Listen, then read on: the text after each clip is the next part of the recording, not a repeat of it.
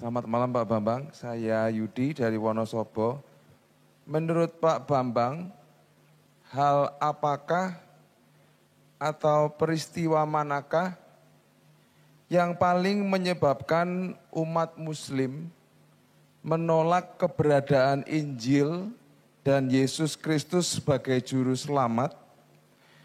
Apakah salah satunya diakibatkan oleh peristiwa perang salib yang di mata mereka identik dengan kekerasan dan kekejaman yang semena-mena, yang menyebabkan umat Muslim itu kesulitan untuk menangkap, memahami pesan utama dari Injil Yesus, yaitu kasih, ataukah dikarenakan hal lainnya?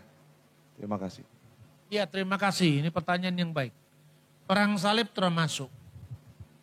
Jadi perang salib itu menyimpulkan semacam trauma sejarah. Tapi kalau jujur ya, yang melakukan kekerasan kan tidak hanya tentara salib, Islam juga. Jadi kalau membaca sejarah itu dari satu perspektif ya tidak fair.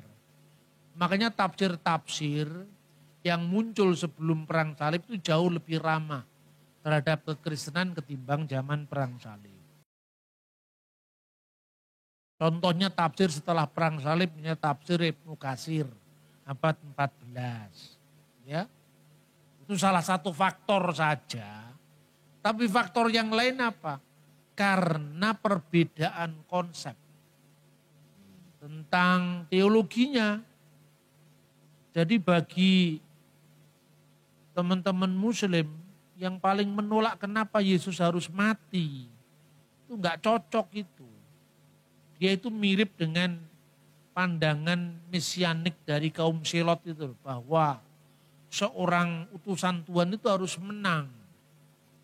Nah, Yesus kan menempuh jalan salibnya dulu sebelum kebangkitannya. Bagi orang Kristen ya itu menang, karena bangkit dari antara orang mati itu kan lebih daripada pahlawan yang menaklukkan sebuah kota. Iya toh? Setiap orang itu kan satu yang nggak bisa dilawan itu kan maut dan kematian. Coba Anda bisa menguasai dunia ini, Anda kehilangan nyawamu, apa gunanya, kata Yesus kan? Dan Yesus mengatakan bahwa maut telah dikalah. Itu bagi orang Kristen. Tapi biasanya orang yang selalu berpikir menang kayak kaum Selot Yahudi itu menolak Yesus sebagai Mesias, karena Mesias kok harus menderita. Tidak usah heran, jangankan Islam yang muncul 2 abad setelah peristiwa. Muridnya Yesus sendiri tidak paham itu. Kan kalau Anda belajar dari sumber sekunder, Markus bukan saksi mata kan itu kan. Hanya Matius sama Yohanes, tapi kalau Anda belajar di Bapak Gereja, Markus itu saksi mata. Cuman bukan saksi mata yang mula-mula. Mengapa? Karena dia pernah mundur. Ini dari mana informasi? Bukan tafsirnya teolog abad 20. Anda membaca tulisannya Hippolytus. Hippolytus itu muridnya Irenaeus dari Lyon. Irenaeus muridnya Polikarpus. Polikarpus muridnya Yohanes. Jadi punya kesinambungan. Dia cerita dalam bukunya tentang 70 rasul. Jadi ada 12 murid, ada 70 rasul kan. Coba ini terakhir. Saya tunjukkan ayat Alkitab ya. Coba kita baca dulu Yohanes 6 ayat 66. Coba siapa yang sudah ketemu? Bantu dibaca. Mulai dari waktu itu, banyak murid-muridnya mengundurkan diri dan tidak lagi mengikuti dia. Nah, ayat 67. 67, maka kata Yesus kepada ke-12 muridnya, apakah kamu tidak mau pergi juga? Nah, konteksnya apa sekarang? Kalau Anda baca ayat sebelumnya, kenapa murid-murid ada yang mundur itu? Karena mereka tidak siap dengan kata-kata Yesus. Ternyata perkataan ini terlalu keras. Tubuhku benar-benar makanan, darahku benar-benar minuman. Ini bukan Mesias yang kita tunggu yang seperti ini. Karena dia berharap Mesias itu pahlawan revolusi yang menang dengan Roma. Nah kok Yesus malah mengatakan, tubuhku benar-benar makanan, darahku benar-benar minuman. Wah ini kalah ini, kita kira seperti itu. Banyak murid-murid yang mundur. Tapi ayat 67, Yesus berkata kepada murid-muridnya yang 12. Apa dikatakan? Apakah kalian juga mau? Enggak mundur juga. Mundur juga. Berarti yang 12 rasul masih utuh. Pada waktu itu loh. Karena Yudas belum berkhianat. Lalu yang mundur itu yang mana muridnya? Kita membaca Injil Lukas selain 12 rasul ada 70 murid. Nah murid yang mundur ini menurut Hippolytus ini. Hippolytus itu diajar langsung punya kesinambungan dengan para rasul. Dua murid yang mundur itu Markus sama Lukas. Jadi dua-duanya saksi mata. Cuman satunya saksi mata langsung, satunya saksi mata tidak langsung. Coba baca Injil Lukas pasal 1. Ayat 2. Seperti yang disampaikan kepada kita oleh mereka yang dari semua adalah saksi mata dan pelayan firman. Nah, ayat ini seringkali dimaknai. Kalau Markus kan bukan saksi mata. Orang lupa. Saksi mata yang dari semula. Artinya apa saksi mata yang dari semula? Kita lihat Kisah Rasul. Kisah Rasul pasal 1. Tentang penggantian Yudas itu. Apa syaratnya di situ? Waktu itu kan kemudian diganti oleh Matias kan? Matias dipilih menggantikan Yudas. Ayat 15. Pada hari itu berdirilah Petrus di tengah-tengah saudara yang sedang berkumpul. Kira-kira 120 orang banyaknya. Hai saudara-saudara, ayat 16. Haruslah genap nas kitab suci yang disampaikan Roh Kudus dengan perantaraan Daud tentang Yudas pemimpin orang-orang yang menangkap Yesus itu.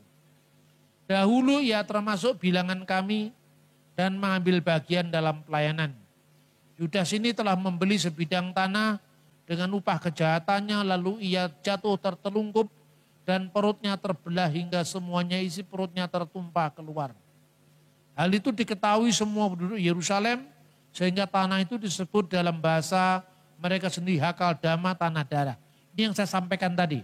Ya, sebab itu sudah tertulis dalam kitab Mazmur, biarlah perkemahannya menjadi sunyi dan biarlah tidak ada penghuni di dalamnya dan biarlah jabatnya diambil orang lain. Ayat 21 ini penting. Jadi harus ditambahkan kepada kami seorang dari mereka yang senantiasa datang berkumpul dengan kami selama Tuhan Yesus bersama-sama dengan kami. Ayat 22, yaitu mulai dari baptisan Yohanes sampai hari Yesus terangkat ke surga meninggalkan kami untuk menjadi saksi dengan kami tentang kebangkitannya. Nah inilah yang namanya saksi yang dari semula. Tidak pernah bolong, tidak pernah sedikit pun meninggalkan menjadi saksi mata. Dia ngikuti terus mulai dari baptisan Yesus oleh Yohanes sampai kebangkitannya. Tidak semua memenuhi syarat. Karena pernah ada yang mundur, Markus pernah mundur, Lukas pernah mundur. Tapi salah satu yang memenuhi syarat kemudian dibuang undi itu Matias. Berarti muridnya Yesus bukan hanya 12. Ada murid-murid lain lagi. Lah Markus termasuk murid tapi yang bukan saksi mata dari semula. Yang saksi mata dari semula itu tidak pernah absen mengikuti gurunya. Pemuritan itu tidak pernah absen. Nah Markus itu kenapa mundur? Ini catatan sejarah kuno ini. Markus itu mundur karena itu tadi. Dia nggak siap Yesus yang mau diikuti ini ternyata mau mati. Nggak bisa kita terima. Padahal 70 rasul itu kalau Anda lihat di Lukas pasal 10. Pernah disuruh dua-dua sama Tuhan kan. Saksikan apa yang setelah dia pelayanan dia lapor. Bahkan setan pun takut dengan nama Yesus. Kan gitu kan? Demit-demit setan itu setan orang doyan, demit orang tulit. Semua kalah, semua kuasa Yesus. Kira-kira Markus ini termasuk 70 rasul tadi kan. Dia menyaksikan kuasa Yesus dahsyat luar biasa. Masa perwira Roma bisa nangkep dia? Gak mungkin lah. Lalu dia menjadi pemuda yang menyelinap, ingin tahu ketika Yesus ditangkap itu loh. Itu ceritanya cuma ada di Injil Markus kan.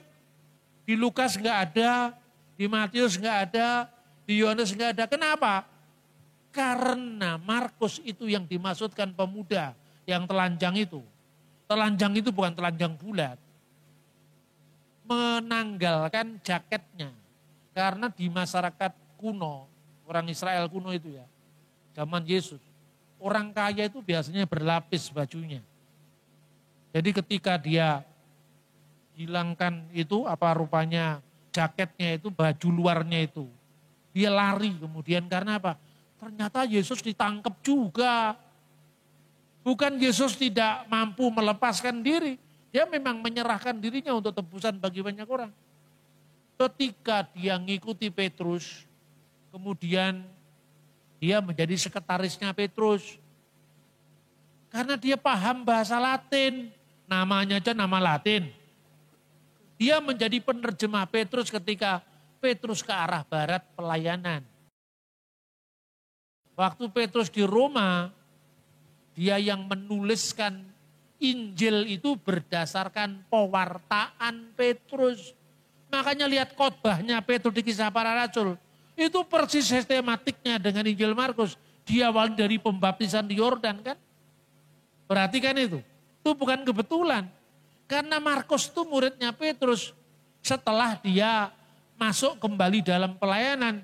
Makanya di dalam suratnya Petrus, Markus anakku. Setelah dari Roma, Markus ke Mesir, kemudian wafat di Mesir sebagai seorang martir, dan peninggalannya gereja Koptik sampai hari ini. Jadi saksi-saksi sejarah masih ada, bukan hanya di Roma, tapi di Antioquia, di Yerusalem, di Alexandria, di Konstantinopel, itu gereja-gereja kuno, semuanya. Markus balik ke pelayanan. Lukas, Anda lihat itu orang yang jalan ke Emmaus itu. Ada 2 orang kan, tapi yang disebutkan hanya 1, Kleopas. Kleopas itu siapa? Kleopas itu suaminya, adiknya Yusuf suami Maria. Istrinya juga namanya Maria. Itu disebutkan dalam Injil Yohanes, di bawah salib itu berdiri ibunya, saudara ibunya Maria istri Kleopas dan Maria Magdalena. Lah itulah ibunya Yakobus sebetulnya. Jadi Yakobus itu bukan saudara anaknya Bunda Maria setelah Yesus, tidak. Itu data dari gereja kuno. Itu memang anaknya Maria, istrinya Kleopas, dan Kleopas itu termasuk 70 rasul. Saksi mata juga. Kenapa yang 1 orang namanya enggak disebut? Itulah Lukas sebetulnya. Jadi semua Injil itu saksi mata. Nah, mereka datang ke Emmaus kan. Tiba-tiba Yesus menampakkan diri. Karena saking paniknya, harapannya enggak sesuai dengan apa yang mereka hadapi. Mereka sampai enggak sadar kalau itu Yesus. Apakah yang kamu percakapkan sementara kamu berjalan? Apakah engkau satu-satunya orang asing di negeri ini? Sampai kamu tidak tahu berita yang sangat viral sekarang ini. Ya toh? Kan kira-kira seperti itu kalau baca kita sekarang. Dulu kami mengharapkan Yesus itu adalah sebagai pemimpin kami, pembebas kami. Tapi nyatanya dia telah disalibkan, dia telah mati. Dia habis harapannya.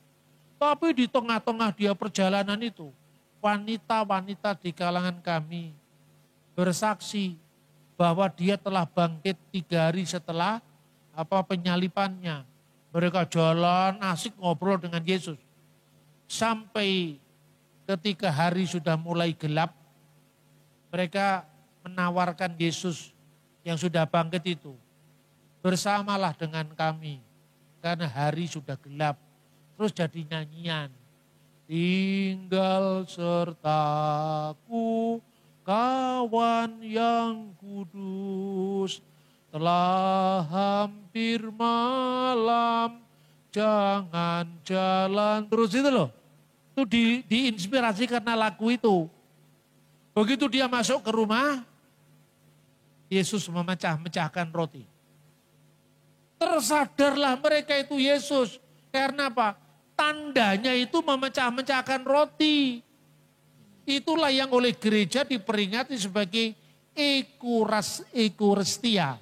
Ekaristi, yaitu tubuh dan darah Kristus.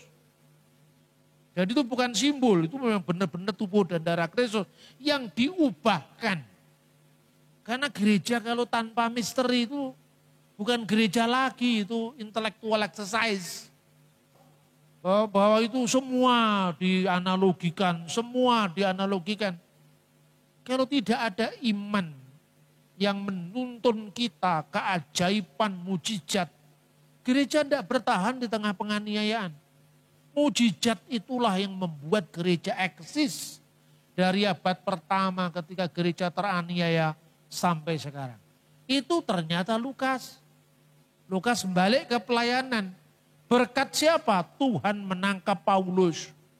Ini orang yang dulunya anti Kristen. Sekarang kok bisa dia bertobat? Malu hati dia. Balik makanya jadi rekan perjalanan Paulus. Kisah Rasul menggunakan kata kami karena apa? Itu yang nulis Lukas. Dan itu menyaksikan perjalanannya bersama Rasul Paulus.